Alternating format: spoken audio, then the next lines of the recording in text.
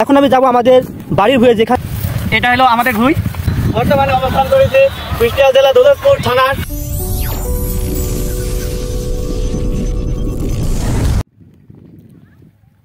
এখন আমি যাব আমাদের বাড়ির ভুঁয়ে, যেখানে নদীতে ভেঙে গিয়ে আর কি জমি উঠছিল। ওখানে আমাদের আবাদি ফসল হয়েছে অনেক, ওখানে দেখতে যাব। আর আমাদের জমিতে 18 দিন হলো এই গম বোনা।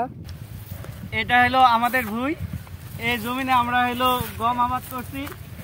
এখানে বিঘা খানিক জমি আছে। এই জায়গাতে গম চাষ হয়েছে, বুনিছে হচ্ছে মঙ্গলবার 28 তারিখে। আজ এই আর বয়স 22 দিন। দেখেন কত বড় হয়েছে। আর কয়েকদিনের মধ্যে সেচ দেবো।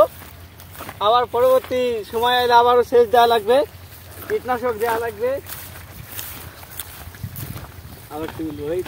এবার এখানে আবহাওয়াটা অনেক সুন্দর, আর হচ্ছে এখানে গমের ফলন ভালো হয়।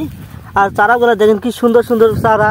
আমরা এখন কোন জায়গায় অবস্থান করেছি আমাদের ছোট ভাই থেকে জানবো ইনশাল্লাহ। ছোট ভাই বলেন, আপনি কোথায় অবস্থান করেছেন এখন? আমরা অবস্থান করেছি এখন বর্তমানে অবস্থান করেছি কুষ্টিয়া জেলা দৌলতপুর থানার ফিলিমনগর ইউনিয়ন, আবেদের ঘাট, ফিলিমনগর চর হিসাবে সবাই জানে। এই অঞ্চলটা হলো কি যে আপনার একটা দ্বীপ বলতে পারেন। চারে করলেই নদী আছে। সিজনে এখানে পানি ওঠে।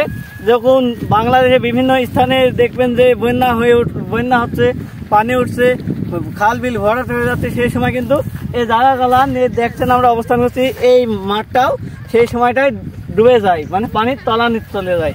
আর পানি নেমে যাওয়ার পরেই মনে করেন যে এই চাষ আবাদ শুরু হয়। এখানে বিভিন্ন ধরনের চাষ আবাদ হয়।